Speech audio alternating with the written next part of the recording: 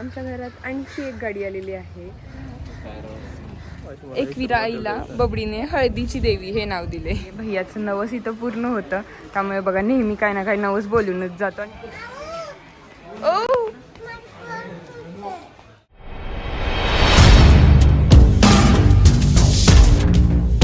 सकाळी उठलोच आम्ही 8 वाजता, कारण खूप जास्त थकवा आला होता. काल नुसती धावपळ झालेली एकाच दिवशी. एवढ्या सगळ्या गोष्टी, बुलेट पण आणली, देन बड्डे आणि त्यात एवढे सगळे पाहुणे वगैरे होते. सो आणि आज आम्ही निघालो आहेत आई एकविरा मातेला. आमच्या घरात आणखी एक गाडी आलेली आहे. सो त्या पण गाडीचं पूजन वगैरे चालू आहे आत्ता. चला क्या पूजन, चला.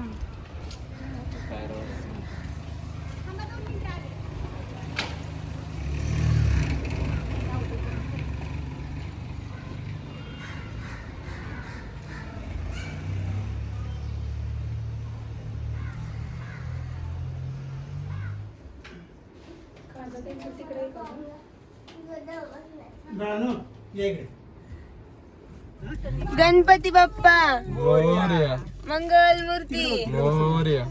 तो आता आम्ही इथून निघालो 10 वाजता. आमचा प्लॅन ठरला होता सकाळी 7ला निघायचा, पण आम्हाला उठायलाच 8 वाजले होते. सो इथून निघायला आम्हाला आता वाजलेले 10. सो आता पोहोचतोय कधी बघा, आणि त्यात एवढं ऊन आहे आणि त्याच्यात आपल्याला एकविरा मातेचा डोंगर चढायचंय.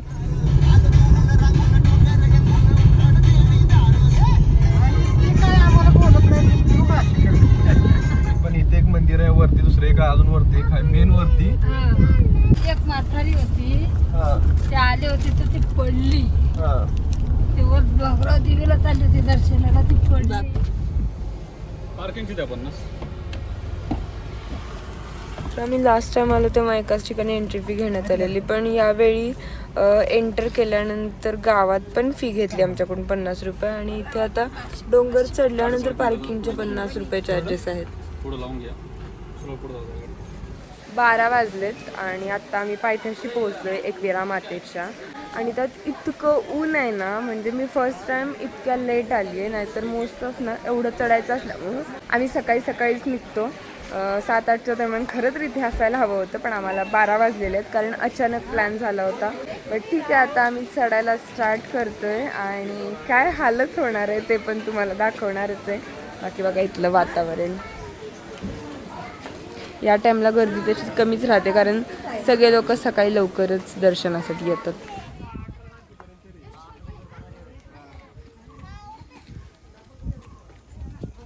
आता बबडीची डिमांड बघा. काय ग बबडी, तुला कोणती देवी पाहिजे? बबडीला हळदीतली देवी पाहिजे. तर ही भैयाची आवडती देवी आहे. भैयाचं नवस इथं पूर्ण होतं, त्यामुळे बघा नेहमी काय ना काय नवस बोलूनच जातो आणि परत ते फेडायला येतो. है ना भैया? नवस काय नाही मी बोलत, मी दर्शनाला येतो फक्त. खरं बोल रे, खरं बोल. झालं पूर्ण, मागेच झालं. भेटली का ती? देवीला जी माहिती ती भेटलं. हो. नाही तर ना बघता कधी पोहोचलो कळलं पण नाही. लास्ट टाइम जेव्हा आम्ही आलो होतो ना, ॲक्च्युली माझा चॅनल गेला होता आणि त्यानंतर भैयाने नवस बोललं होतं माझ्यासाठी आणि ते पूर्ण करायला आम्ही आलेलो. मला वाटते 1-1.5 वर्षापूर्वी. आणि त्यावेळेला आम्ही रविवारी आलेलो आणि सकाळी, आणि त्यामुळे इतकं गर्दी होती ना, आणि त्यामुळे मला असं वाटलेलं खूप जास्त चढायला लागतंय. आणि ह्या वेळेला मात्र कधी 10-15 मिनिटातच पोहोचलो कळलं पण नाही. लास्ट टाइम आम्हाला 1 तास गेला होता.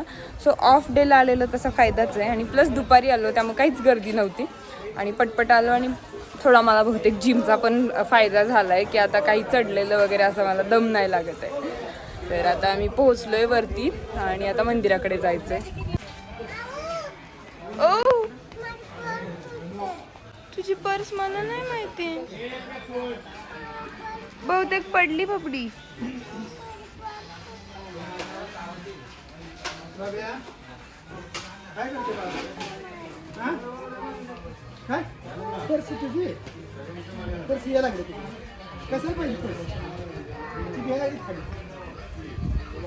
भैयाचं वेगळं, त्याचं नवस असते.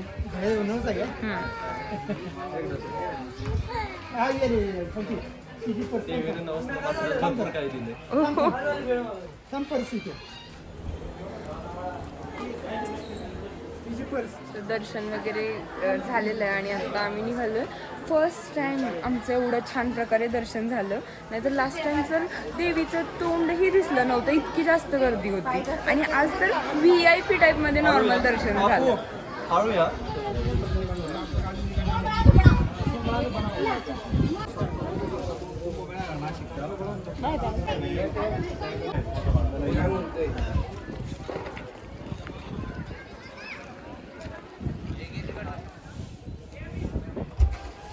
छान वाटलं तुला देवीचं दर्शन करून? कोणती देवी होती? हळदीची देवी होती ना? एकविरा माता होती ना, तू म्हणलीस ना माझी. एकविरा आईला बबडीने हळदीची देवी हे नाव दिले. सो देवीचं दर्शन वगैरे घेतलं आणि आता आम्ही लेणी बघायला आलोत. फर्स्ट टाइमच मी इथली लेणी बघायला आली आहे. ॲक्च्युली मला आवडतात लेणी बघायला, बट इथे इतकी गर्दी असते नेहमी की कधी ते झालं नव्हतं. तर आज सगळेच आहोत आणि गर्दी पण इथे नाही आहे. सो खूप छान पद्धतीने दर्शन पण झालं आहे आणि आता बाकी लेणी बघणार आहे आणि तुम्हाला पण दाखवणार आहे. बघा इकडे 25 रुपये तिकीट आहे लेण्यांसाठी. पप्पा तिकीट काढून आलेत आणि आता आम्ही निघालोय.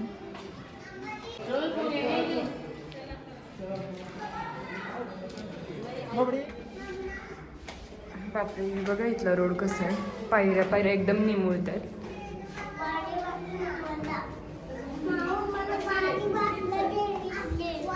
हा, काही म्हणजे काहीच नाहीये.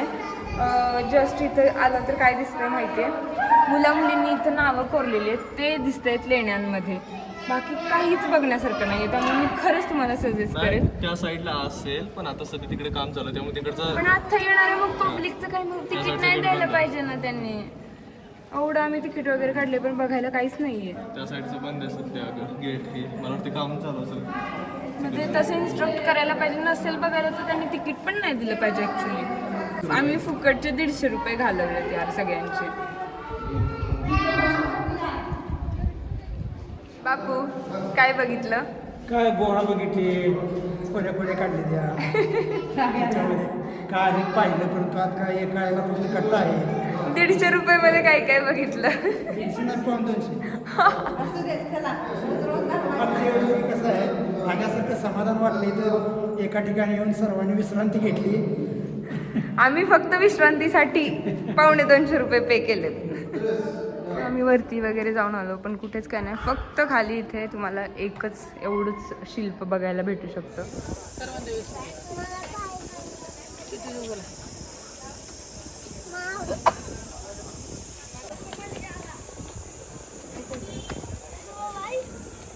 काय पाहिजे तुला म्हणून?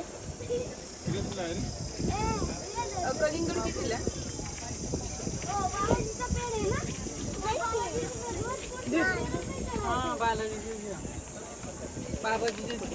आमची ड्युटी चालू झालेली आहे. हे 2 भाच्यांना 2 बॅडमिंटन घेऊन दिलेले आहेत. भांडणच नको.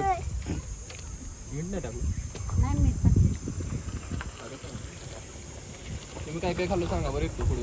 कुठं काय खाल्लं रे? काहीच नाही खाल्लं. ही करवंद तेवढी. करवंद आणि हिला कलिंगड. मगाशीपासून या चॉकलेट्स पासून यांना दूर ठेवलेलं पण आजोबांनी त्यांच्या लाड पूर्ण केलेत. सगळ्यांचं दर्शन कसं झालं? छान झालं. सो दर्शन वगैरे मस्त. आम्ही 12ला इथं पोहोचलेलो आणि आता 1:30 वाजले. दर्शन वगैरे सगळं होऊन आम्ही रिटर्न निघालोय.